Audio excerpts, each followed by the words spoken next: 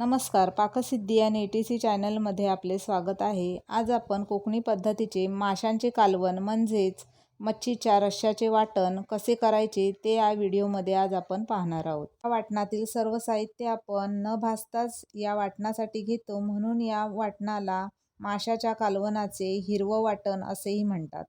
चला तर मग पाहूया त्यासाठी लागणारे साहित्य. इथे अर्धा इंच आलं सोलून कापून घेतलं आहे.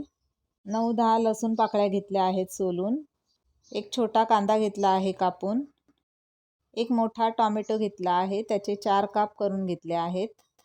2 चमचे धणे घेतले आहेत. हळद घेतली आहे अर्धा चमचा. फोडणीसाठी कढीपत्ता घेतला आहे. कोथिंबीर घेतली आहे मुठभर. ओल्या नारळाची अर्धी कवड मी पूर्ण इथे खवून घेतली आहे, म्हणजेच 1 वाटी खवलेले ओले खोबरे. 9-10 बेडगी मिरची घेतली आहेत अशी कापून. या सुक्या मिरचीला संकेश्वरी मिरची असेही म्हणतात. या मिरच्या कमी तिखट असतात, परंतु या मिरच्यांमुळे वाटणाला लाल रंग खूप छान येतो.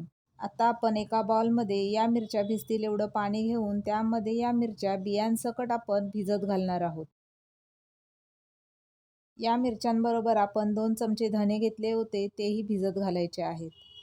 मिरची आणि धणे पाण्यावर तरंगतात, म्हणून चमच्याने अशा पद्धतीने हलवून आपण जरा ते भिजवून घ्यायचे आहेत.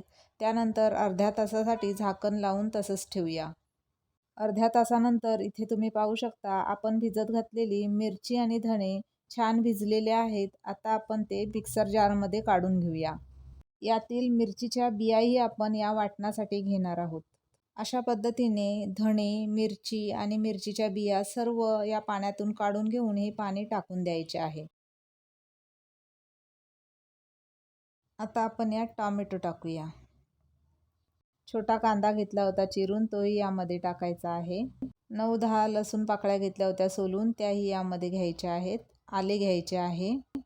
त्याचबरोबर 1 वाटी ओले खोबरे घेतले होते खवून, तेही यामध्ये घ्यायचे आहे. हळद अर्धा चमचा घेतली होती, तीही यामध्ये घ्यायची आहे.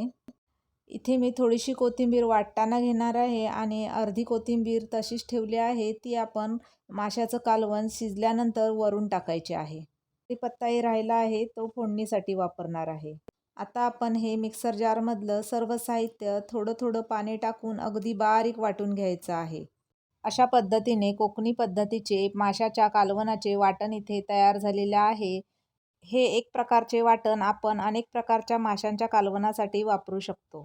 मी या चॅनलवर काही प्रकारच्या माशांच्या कालवणाचे व्हिडिओ अपलोड केलेले आहेत. त्याची लिंक मी डिस्क्रिप्शन बॉक्समध्ये दिलेली आहे, तिथे जाऊन तुम्ही ते पाहू शकता.